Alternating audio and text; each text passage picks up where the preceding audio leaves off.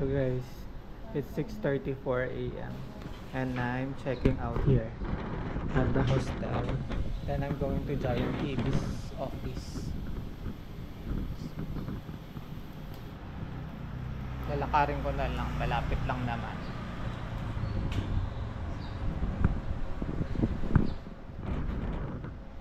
So bali, nabook ko tong ticket sa 12 Go Asia na app or sa website nila, pero sa app ako na nagbook ngayon, dinownload ko na lang.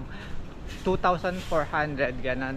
Ang alis niya is 2,400 pesos na yun Kasi ang alis niya dito is 7:45. Ang dating niya dun sa Siem Reap, roughly mga 8 to 9 hours, so mga 4 to 5 p.m.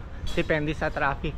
So kasi may mga nakita ko na pwede naman mas makakatipid ka dun sa sa train, tapos ikaw lilipat ka ikaw magsasariling pumunta sa immigration, magpapastamp ganyan pagkadating mo dun sa tapos sasakay ka na naman na makikip ng bus or taxi or tuk-tuk. Maraming scammer dun sa kabilang side. At least ito parang konti lang yung matitipid mo kasi hindi, mga less than 1,000 lang naman yung matitipid mo kapalit ng comfort mo. So dito ka na pinili ko tong bus kasi medyo nagkakailan na tayo, ayun na natin yung mga masali umuot.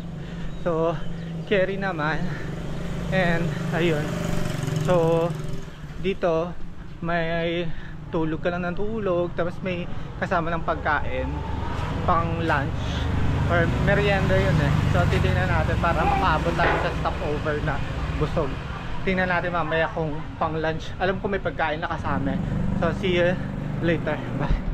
So guys, nandito na tayo sa office ng Giant TV's. I-claim na natin yung ticket. So wala pang 10 minutes yung nilakad ko.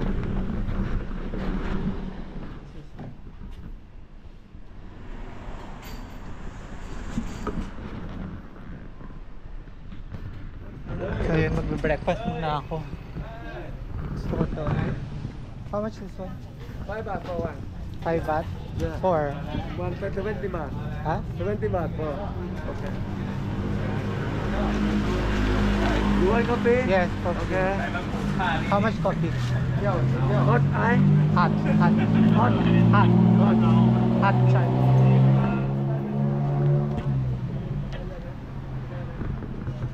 30 baht. 30 baht? Yeah. Okay.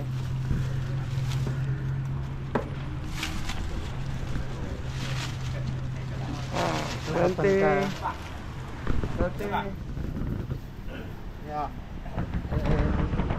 So wala akong upaan. Dito na lang. What is that one? I want that one. How much? 30 baht. Thank you. Okay. Thank you so much. Kapan ka? So, I have my breakfast. Titikman natin tong parang donut nila na nabili ko dito.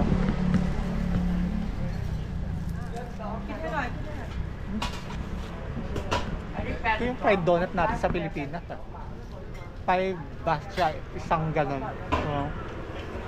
Ano naman? But this is the coffee cha ewan ko. 30 baht siya.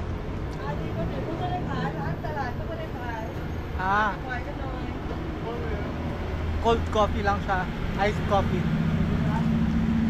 Sarap. So office lang pala yun, hindi pa doon ang mismong sasakay. Escortan pa tayo sa mismong bus stop. Yeah. I bring this one, only this bag. Okay. Inside. Yeah. It's okay. Now you can get on the office. Follow the signal.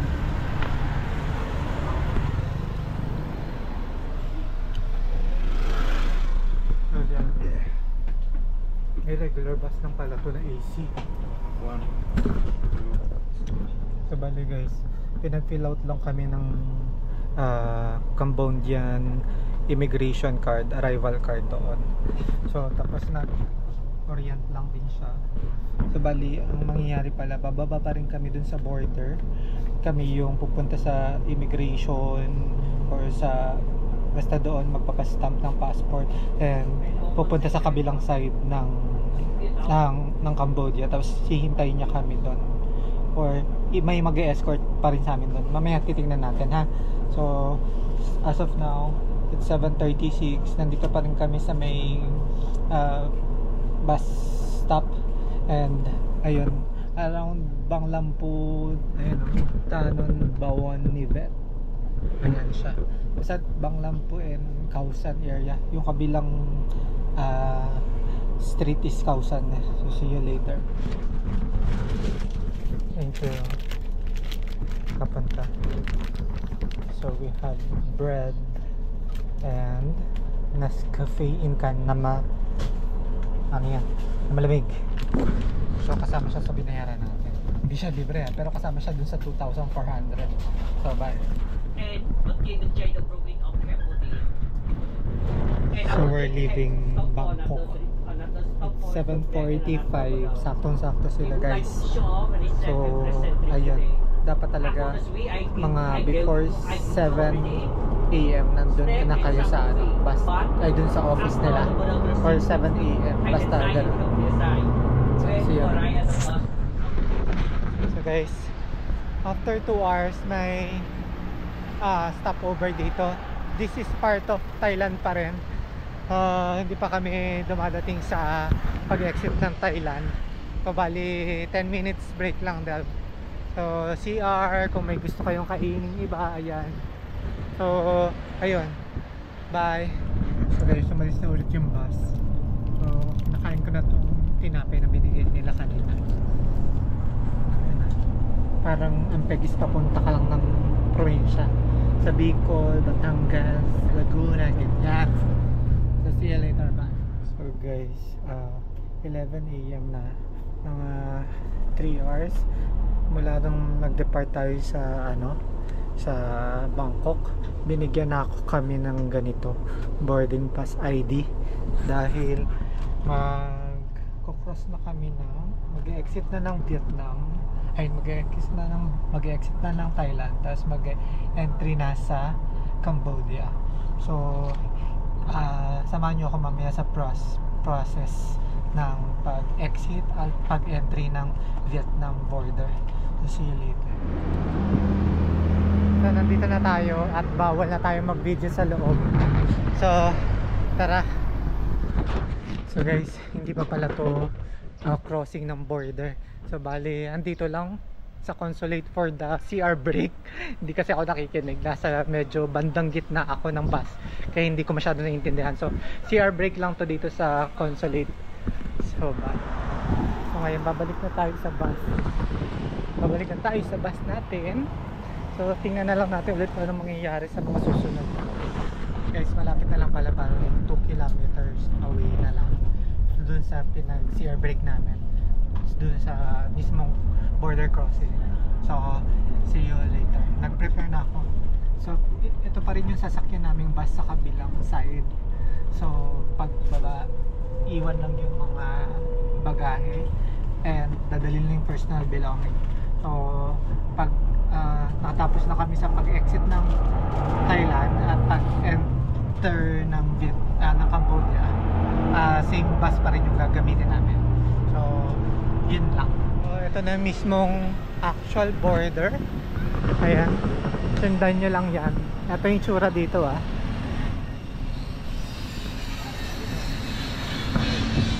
So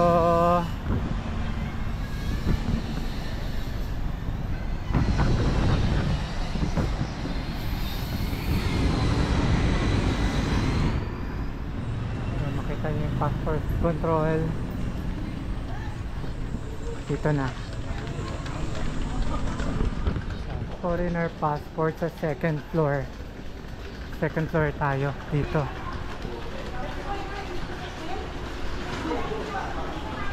Sa Keo province. This is sa Keo province pala, yung last province papunta na pa-exit ng Thailand.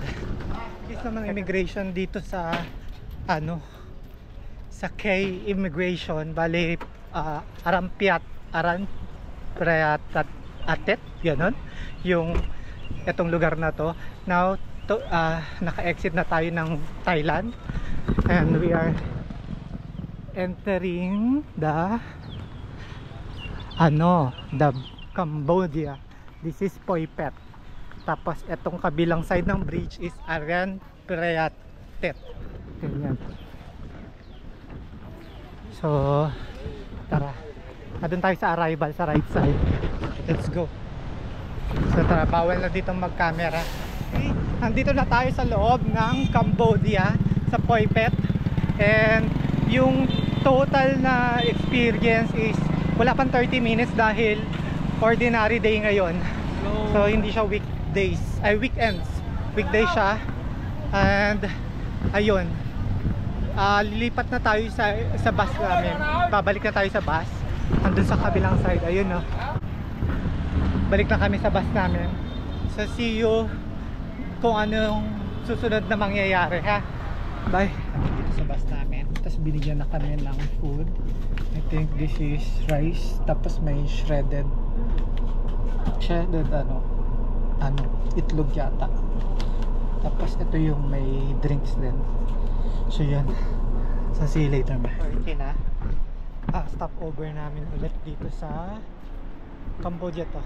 So bali 10 minutes break, toilet break, tapos tingin-tingin.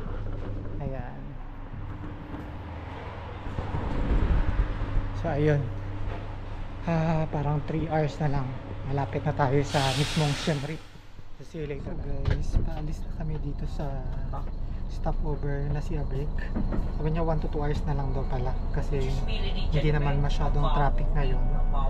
So ito, and nakita ko sa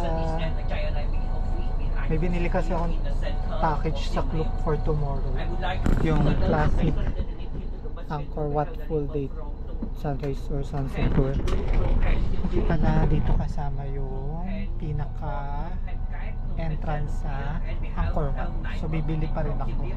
So kinonfirm ko sa operator for tomorrow's tour dun sa my pro guide. Yun yung partners ni Klook. Sabi niya kailangan daw talaga mag-purchase.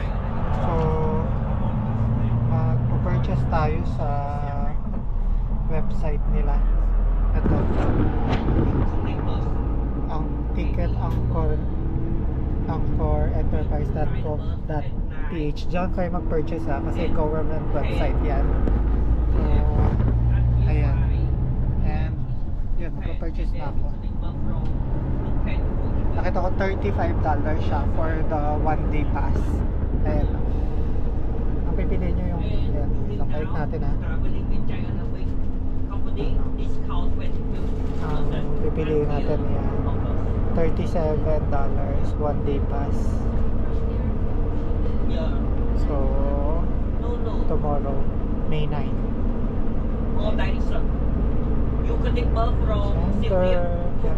Basta ganyan ang dire-diretso lang. Tapos ayun, mas magandang online ka na bumili kaysa dun sa pipila ka pa sa mismo Angkor Wat ticket booth area doon para mabawasan yung oras. So see you later. Ay makinig tayo dito sa sinasabi niya. So yun, basta see you later guys. 2:45 na, 2:45 PM. Dito na kami sa mismong garahe naman, no? Giant Ibis dito na sa Siem Reap. Ang aga namin nakarating, wala masyadong traffic. Expected ko mga 5 PM kasi yun nakalagay doon sa bus ticket. And ngayon wala pang 3 PM. Nandito na kami, 2:45 pa lang. So ngayon bababa na ako. Overall experience, the best naman siya. Sulit, walang hassle. Lalakarin ko na rin yung accommodation ko from here kasi parang 10 to 15 minutes lang naman. So yun, naglalakad na ako papuntang hostel ko.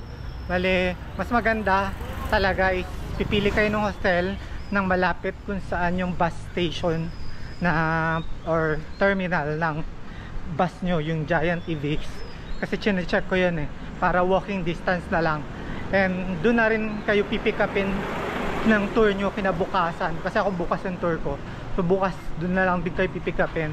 So kasama na yun sa package. So guys, importante na meron kayong internet, wifi or data, kasi yung sa akin gumagana yung nabili ko sa Klook. The best talaga yung nabili ko sa Klook na Southeast Asian Tour for 8 days. Gumagana siya ngayon dito. So nakikita ko kung saan ako papunta. Bali 22 minutes walking lang, kasi malapit lang siya 1.2 kilometers. Tapos wala ka naman kasi ako masyadong dala, so okay lang yun.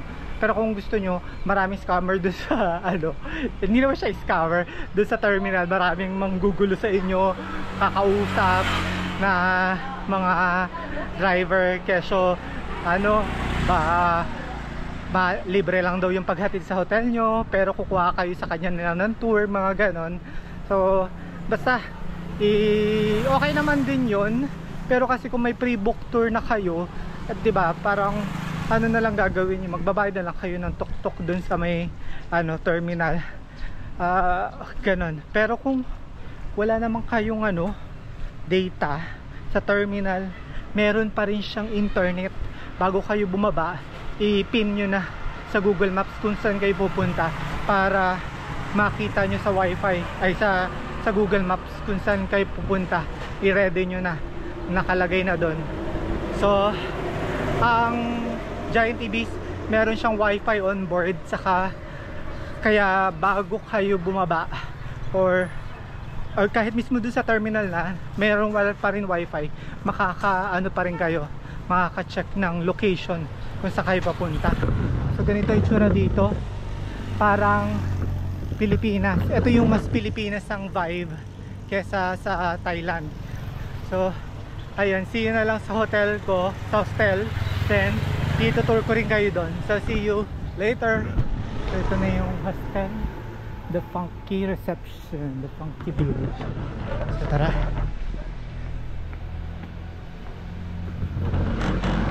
Hi, checking.